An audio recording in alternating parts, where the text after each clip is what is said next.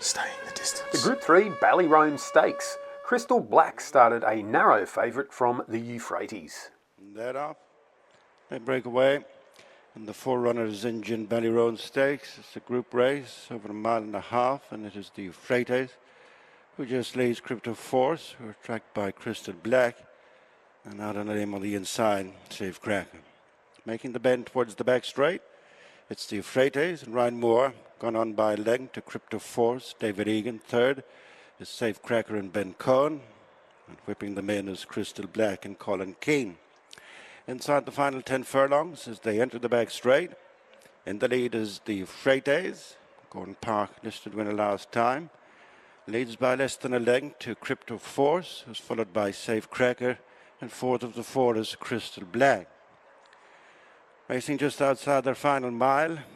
In the lead is the Euphrates by 3 parts to Crypto Force, another 3 parts back to Safecracker, and a half length to Crystal Black. Right across from the stands with 7.5 furlongs to go. Order pretty much unchanged. It's the Euphrates followed by Crypto Force, Safecracker, and Crystal Black as they approach the halfway stage. In the Engine Ballyroan Stakes over 1.5 miles. It's the Euphrates followed by Crypto Force, Safecracker, and observing from last place is Crystal Black. A revelation and handicaps soon to run off the back straight. The Euphrates followed by Crypto Force, Safecracker, and Crystal Black. Less than 3 lengths covering the quartet. The Euphrates followed still by Crypto Force, Safecracker, and Crystal Black. As they come up towards the final 3.5 furlongs, the Euphrates with the slender advantage as Crypto Force joins issue. Break of a length to Safecracker and poised in the orange cap is Crystal Black. Passing the 3, the Euphrates nudged along in front from Crypto Force. Safecracker being pumped away on the inside of Crystal Black. Turning into the straight for the final 2.5 furlongs in the Engine Ballyroan Stakes. They level off. It's the Euphrates with down the outside Crystal Black. In between them is Crypto Force followed by Safecracker. As they begin the run towards the final furlong, and Crystal Black has come from last to first to take his 3 rivals, the Euphrates, Safecracker and Crypto Force. And away goes Crystal Black and Colin Keane. Now by an increasing 4 to 5 lengths. Crystal Black, so progressive upgrades in the Ballyroan for Colin and Jerry Keane. Won it in style too from the Euphrates. Crypto Force, Safecracker. Crystal Black, easy.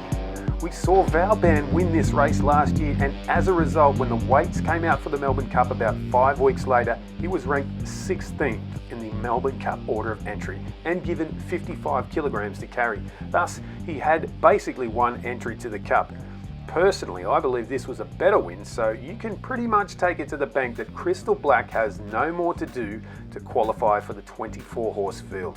His official rating is 3 points lower than Vauban was at this time last year, so maybe he'll get 54 kilograms, and if that was the case, he'd be ranked around 21st in the order of entry based on last year's nominations. Now, there are factors that influence the order of entry that can cause for a difference, and the most obvious factor is the quality of horse that nominates. Anyways, Connections are very serious about bringing this horse out, and you'll see that in the post-race interview coming up. Just talk to me about the kick you got riding this horse and for those connections. Yeah, no, look, as I said in Ascot, that day was as good as a kick I got out of riding the winner, especially for the old man Ascot, and for them bunch of lads. Couldn't happen to better people, to be honest. But no, it went lovely and smooth. He actually relaxed better than I thought. He switched off better than I thought he would, and quickened up even a little bit better than I thought. He got there a little sooner than I wanted to. I was inclined to go a little bit left to the rail, but once he got to the rail, he went through to the lane well. But the Melbourne Cup is some prize to aim at. How excited are you about that prospect? Yeah, look, it's hard to believe it or even fathom it, to be honest, at the moment. So today, to get over today was the main plan, and I suppose now that's the next plan, and try and aim for that. Hopefully we can, I suppose, get him there and pass all what he has to do to get there, but it's exciting times. After Ascot, I'm sure there was plenty of interest in the horse, and you guys had a lot of options with him. The Ebor was mentioned. How difficult was it to settle on this race, for example, rather than going to York? We left that to the Kings. Honestly, if you go to the butcher, you don't talk to the block. And he's come here, and Melbourne obviously has been spoken about a fair bit. Is that definitely the plan? That's definitely the plan. If all goes right, then we'll pass the vet. We're going to Melbourne. Probably the Caulfield Cup maybe before that. I don't know. We'll see. We don't want to be too hard on him with racing, but Melbourne Cup is a big option after the day. Yeah. I have 2 sons in Australia, so I was never emotional, but I was today. You're going to spend a bit of time down there, I'd imagine. Since last September, so an excuse to see them. Fantastic. And I gather there's plenty of interest in the horse still. Is there any possibility that anyone... I don't know. We're talking to people and see what way it goes. I don't know. The horse won't be sold anyway. Maybe a share or something. I don't know. But the horse won't be. We'll be keeping the horse, and the Keens will be the boss. I was just asking Colin, could he believe that the horse could have improved so much when he recommended him to you guys? I presume this is just fairy tale. No, that was just fairy tale stuff. Ended up, as we told you before, we're in Hong Kong, chatting to Colin. He used to ride through Cell for us. I said to him, you pick up another horse for us, so we'll go with you. And 2 years later, now we'll take a look at the latest Melbourne Cup odds. At Bet365, it's Circle of Fire favourite at $13, while Crystal Black is $15. Remember, at this stage, you can bet and get your money back if the horse you've bet on isn't nominated. Nominations will be published around September the 3rd or 4th. And speaking of possible noms, One Smooth Operator, the Northumberland Plate winner, is there at 50-1. Connections did sound pretty interested after his win in late July. Over at Palmerbet, it's a different story as to favourite. They've got Japan's number 1 2 mile at T.O. Royal at $8. Do they know something? Circle of Fire is next at 10-1, and skipping a few, it's Crystal Black at the $15 price. And over at Ladbrokes, or Broke Lads, it's Circle of Fire at $15, and equal favourite is Crystal Black, also $15. Looking down the list, there's Tower of London.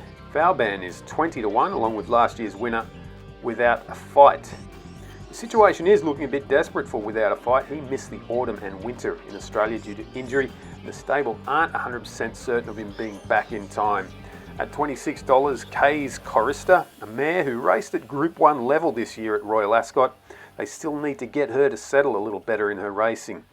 Anyhow, check the odds, pick a winner.